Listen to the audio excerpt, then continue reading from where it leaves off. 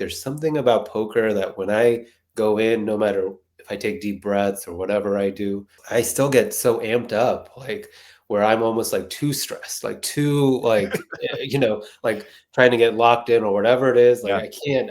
I can't hold back. Hey, everybody. Welcome to the channel. On today's episode, we're talking with Jess, who I met a few years ago playing poker. And Jess is also one of these guys who works a normal job, but then is playing poker on the side. So I wanted to give you some perspective beyond myself and ask Jess to join us. Thanks for hanging out, man. Thank you for having me. Yeah, always great to talk to you. So what do you do for your normal job? Let's start there, and then we'll talk about poker. So normal job is I'm a social worker, and now I have two jobs kind of.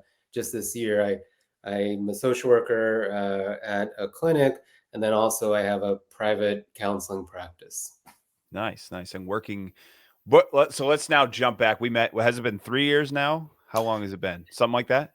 Exactly 3 years and a couple weeks. Nice. I Okay. checked. Yeah. Oh, nice. So we've known each other for about 3 years now, and let's go back to that initial time when we met up. You're deciding you want to play poker. What made you say, "Hey, I'm going to go from doing this kind of casually with some buddies once in a while to like I want to really play this game"? Yeah, I mean, I had a game with friends, and it was every week. And like over the course of 2, 3-ish, maybe more years, I was like consistently winning. It was tournament style, it wasn't cash games. And I thought, how good am I? Like, where is the ceiling here? Like, I don't know. So I went and to the card room, and I read up on cash games and kind of like tried to change my brain. And the first few times I went there, I was like losing, like kind of a little bit below even. And it took me a while to kind of figure it out. And then, maybe like two months before we met, I was winning, and I was like killing it. I was on this great run. I mean, Yeah.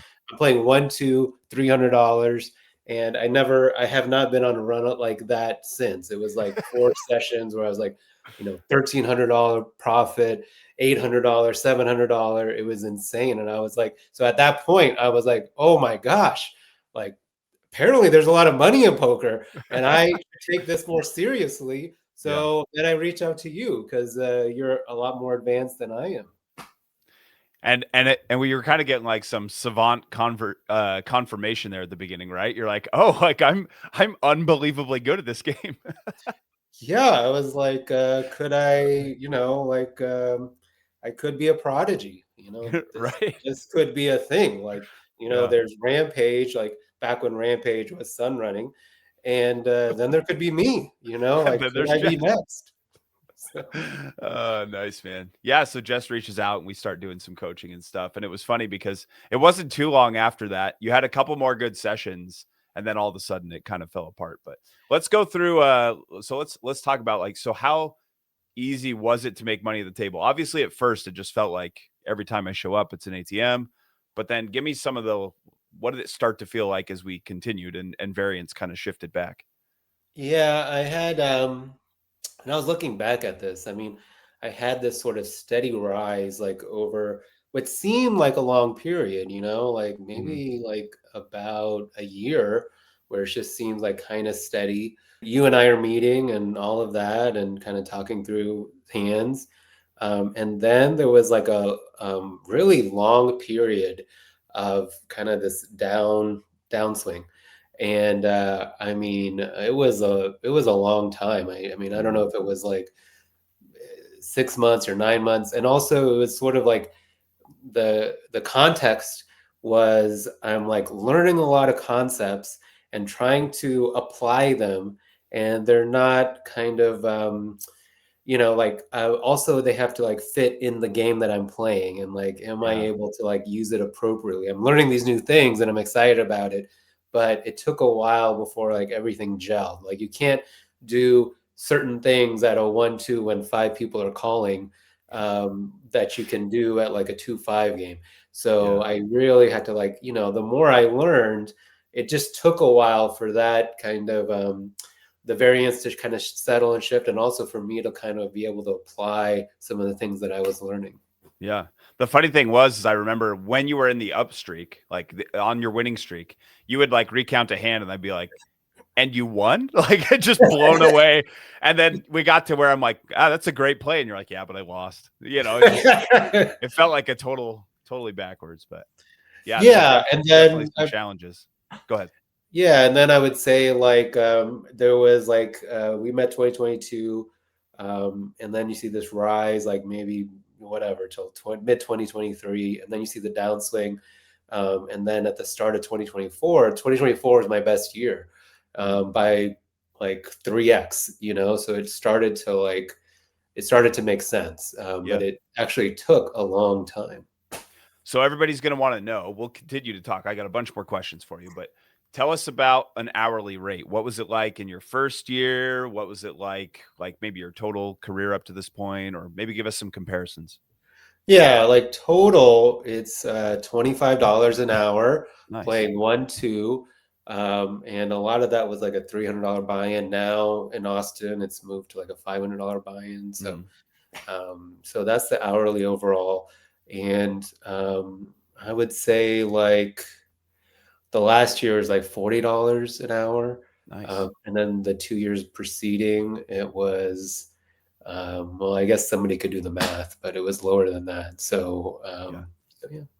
Yeah. So your I would say your best skill, tell me if you agree or not, but your best skill is your patience that you can just sit there and wait. Like you've become really, we've played together several times and I've just watched you just fold and be patient and fold. And um, unless it's a hand that we're both in and you're going to like put me in my place and show me what's up. other, other than that, you stay pretty like locked in, good hands in position, playing really tight. And it seems to work really well for you. Yeah, the one hand you and I were in, my brain broke, and it just did things it doesn't do. So, Hey, but but you won. Yeah. yeah, yeah, yeah, I'll probably Yeah. well, but I mean, people have different reasons for playing, and I Yeah. think the thing that, at least in my mind, a part of me appreciates is like cultivating self discipline, Yeah. equanimity, like, just kind of being consistent. There's a plan. And then it's always interesting to me, like when I leave for the day, did I play how I intended to? Hmm. And if I didn't, then it's like, okay, like what's happening there? Like what's happening in this ecosystem? So I'm always interested in like, in my job, there's a lot of emotional layers. I'm always interested in that.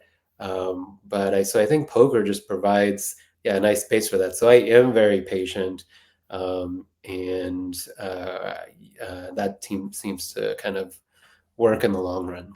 Yeah, absolutely. So a lot of people, if they're getting started, you got to get a bankroll built to get going, right? You can't go to the poker room with no money and start playing. How did you approach that? Did you save up a certain amount? Did you have money ready to go?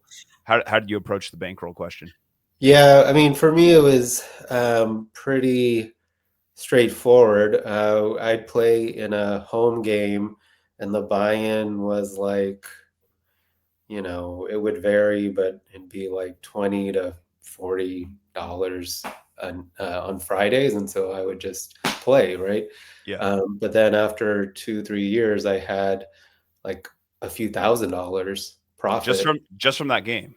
Yeah, yeah, Wow. just from Nice. I mean, it's like, it's a tournament, right? So if Mhm. you win or get the top 2 or 3, that's where the money is, and there was a lot of people, that Yeah. came, and so then sometimes we'd have bigger tournaments, but it was yeah, so anyways, it was just consistently playing that, and I just did it for fun, so then in my mind, I was like, "That's my bankroll." I'm Nice. just kind of like, going off of that, and, the first couple times I played, it made me really nervous because it's like I'm going from a $10, 20, $30 buy-in to a $300 buy-in. And then if Yeah. I'm losing a couple sessions, oh boy, like this is scary. Like I need to figure this thing out quicker. Um, Yeah. so So you really had like maybe 7 buy-ins to start, something like that? yeah, Yeah. I had something like that. It wasn't like it definitely, I didn't have a deep, bankroll. Yeah. So that's what I had. I mean, I could always kind of withdraw more, but that's what I was like hoping. That was my plan. Yeah, yeah. And there, so really quick for if you guys are considering, hey, I want a bankroll, I got to figure this out, I want to get started.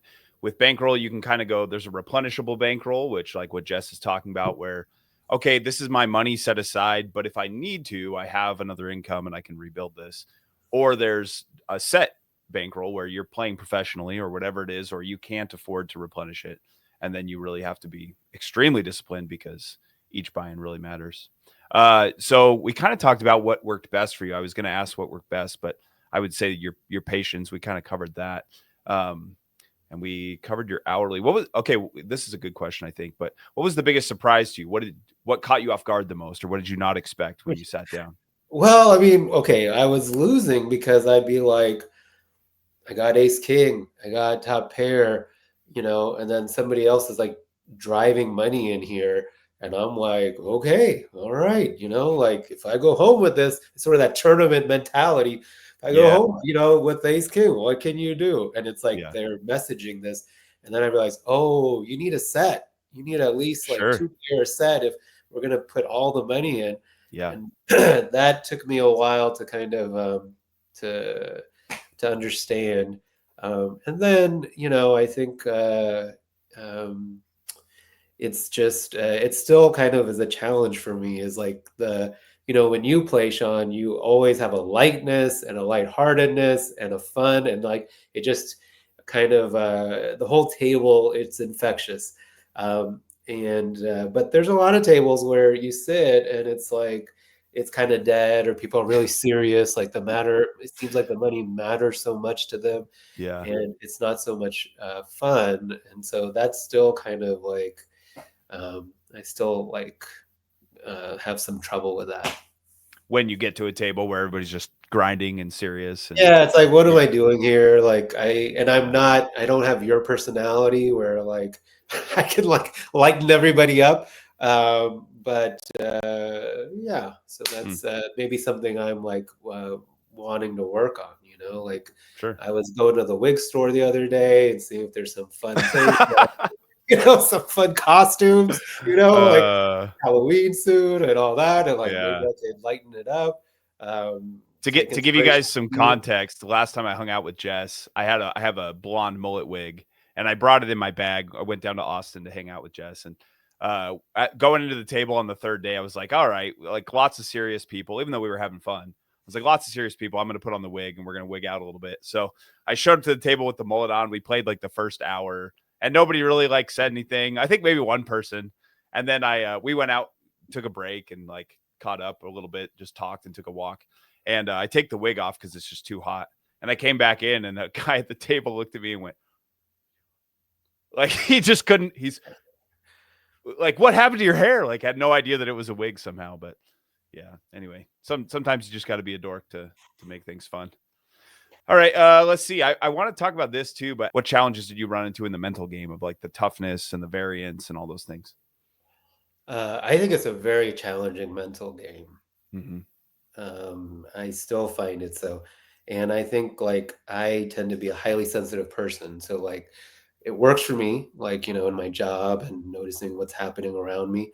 Yeah, There's so much happening and I'm so kind of like tuned in. And also like there's something about poker that when I go in, no matter if I take deep breaths or whatever I do, I still get so amped up, like where I'm almost like too stressed, like too like like trying to get locked in or whatever it is. Like yeah, I can't hold back. And so yeah, I find, you know, that that's one piece, and then just the when you have these big swings, and how do you hold that, or yeah, like you got it in good, right, and then and like yeah, how does that how does that yeah, like how do you sit with that? So I really, though, I find that like just the highly sensitive part of me is just like it's just so much going on and so much going on in my head and outside, Yeah. and it's amazing, but it's also a lot.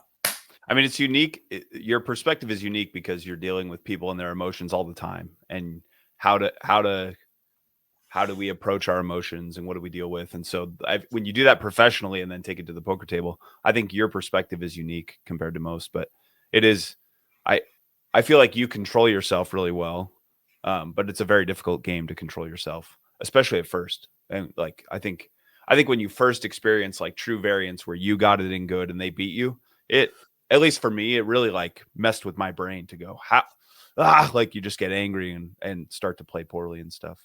So yeah. Do you feel like you control your tilt a little better than most? Yeah, That's my perception of you, but yeah. yeah. I think that's I have a huge strength in that. I think it's just like, and I don't think it's something I can really control. I just think it's like sometimes I can be overwhelmed by all that's happening and what's happening, like kind of thinking through the hands, processing all of that with like the whole table, and the emotions that I'm feeling. And it's like a really interesting, like I kind of I moved from 5 days a week to 4 days a week, and I had a lot more space to kind of play poker because I could, Mhm. I wasn't as I could relax a bit on my day off and then kind of go a little bit more fresh. So I think that's kind of really helpful for me. Yeah. Yeah, nice. Okay, let's see. What got you through the tough sessions? Like when you really had a spot. I remember you called me one time and you're like, Sean, and I'm trying to remember exactly what happened. You had the winning hand and folded it somehow. Yeah, And you yeah. and you were a little bit broken that day. I remember like that Oh, phone call. It's like, oh, it's a disaster. But give me like, how did you get through those hard times where it was really eating at you or bothering you? yeah. I mean, I called you and I was like, poker emergency, poker I emergency. remember this. You Uh, know? Oh my God. I mean, just, these like 0.1% things, they happen, they're mhm, just gonna happen. mhm, And you just don't think it'll happen to you, but they happen. So, I mean, yeah, like those really tough times. It's like you gotta one is like you gotta eat the losses. You just gotta eat mhm. it. You play on a Friday or Saturday, and like I'll play once a week, and then you just have to sit with that for an entire week, Yeah. and hold it. And um I think that's the space. Like when I mean, I don't know, lately I've been looking at like people that are suffering from like gambling addiction and things like Mhm. that. And I think, that's something to be really aware of, because sometimes, I don't know, I mean, not to speak to that necessarily, but for me, it's like if you start to feel like you have to chase losses or like, oh, Yeah. I don't like this feeling, so I'm going Yeah. to put some more money and I want to feel good. It's like you got to sit with it and then realize, is this game, you know, this is the game, all of it, the lowest lows, the highest highs, sitting with like the discomfort. Do I Yeah. want to play? Like, is this the game I Yeah. want to play? Because the more you play, the more you realize what poker really is. Yeah, and I think one thing I was really impressed by, I, I think Jess, you do a good job of explaining it, but you're not going to sit there and like toot your own horn and be like, "Hey, I'm really great at these things." One of the things Jess did really well is you would take great notes. So you had notes not just on your hands. We talked about when we were doing coaching, like you went through and said, "Here's my notes from my hand." But you would note your mental state. You would note like other things at the table, which was impressive. And then when I met up with you, you showed me this like pile of note cards, and you're like, "Here's each session I've got some goals, and I'm going to refresh on this right before I go in, and then I'm going to like that is." The majority of people playing still aren't doing things like that, but discipline like that, boy, it goes a long ways. So if you're out Yeah, there and you're trying to get started, learn from Jesse. I think. I Go ahead, mean, Jesse. What you I got? would say, I mean, I would add to that, like, if I had a poker channel and I talked about those things, like, who wants to watch that? It's not like a lot of fun to kind of like, Yeah. like Yeah. talk about patience and goal setting and like what's Mhm. happening, what are you feeling, and all of that.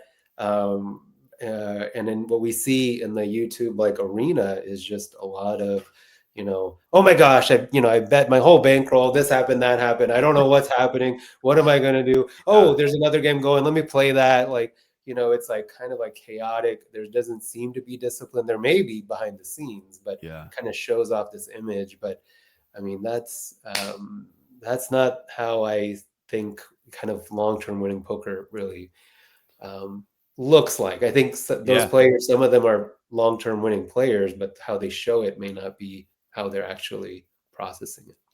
I so appreciate that you say that because I think you're absolutely right. The common view or the common presentation is very like big gambly, and I understand why that gets views and clicks and all that, and it works for YouTube. But yes, the reality of poker, if you're actually going to go, hey, I'm going to be disciplined and win, it's not very similar. So yeah, I appreciate that you say that because it it's much more of a grind than it is big, splashy, wild, betting every dollar you have and stuff. So, Yeah. let's see. So, what would you say is the biggest mistake you made when you were first getting started? I know I'm it's not hard when you sure. didn't make any mistakes. I'm not sure. I mean, I think it like was pretty smooth. I built a bankroll, then I Yeah. played a higher game, and all that. I think probably the one of the best things I did was I think poker is a hard game, Mhm. and it really helps to have the ability to talk to others. I remember when I was just Mm. on my own. I mean, I'd have all these hands circling in my head, and all the time, and I was like, "Oh man, I can't I need to talk to people about this." And so I think the best thing I did was like reach out to you, and not only have somebody to talk to, but then have somebody who's like, you know, clearly. And that's the thing, like how your YouTube channel presents. It's like when I watched it, I was like, "Oh yeah, that's it." And this person actually knows how to play, and he's better than me, Mm. and I want to talk to that guy. You know? Sure. Yeah, and even if you're not going to reach out to somebody for coaching, which it was a ton of fun, but even if you're not going to do coaching with somebody, I think even the value of like a Discord channel, like we have a Discord down here, and it's in the description below. But come join that and talk hands with people that have experience and are playing. No, regardless of your level, like you can come in and say, "Hey, brand new, I have questions. What do I do in this spot?" Or did I play this right? And I'll still post hands all the time. I've got one going in there right now where we go through and like, did I play it correct? Would you play it different? What would you do? And I'm learning stuff all the time from being challenged on my spots. So yeah, good, great stuff. Okay, so what would you do differently if you could do it again? I would say you did a ton of things right, a ton of things really well, but is there anything you would do differently? I mean, I think I just there was a period of time that I was like, you know what? I think I can make this like a side gig and make money Yeah. off of it. And like then I'll work 4 days a week and I'll do this. And I had that mentality. And then like I was like, okay, this is how I'm gonna do it. And I was very rigid. Like I'm gonna play every week, no matter Mhm. what. I'm gonna do this. And then like that'll be this is kind of like a dream-like thing that I want. And I think like it just added a lot more stress to the game Mm. than needed to be. It took Mm. away a little bit of the fun of it, and I became maybe one of those more serious sort of looking players. Sure. And and so yes, you could do this as a side gig, but for me, I was like, I think that's what I would do differently is maybe and I think I corrected, I was like, okay, this is Yeah. insane. Like I'm stressing myself out more doing this than yeah. So Yeah. And I think just to clarify, you stepped back a little bit at work and were replacing income at the poker table, correct? yeah, well, initially it was like I was working 5 days a week, and I Yeah. thought when I reach this target in poker, I'll take off a day of work. Yeah. And then what that didn't happen. What ultimately happened was I was like, oh, I think I have the resources to just work 4 days a week, and it wasn't really related to poker. Like I don't need poker to supplement my income. So that's kind of how it Gotcha. ultimately worked out. But and I kind of like let that idea fade, you know. Sure, sure. So you're still making money, but now without the feeling of like I've got to do this to make income. Yeah, it's a It's just kind game. of coming in a little bit easier. Yeah, it's a Yeah, game. It's supposed to be yeah, fun.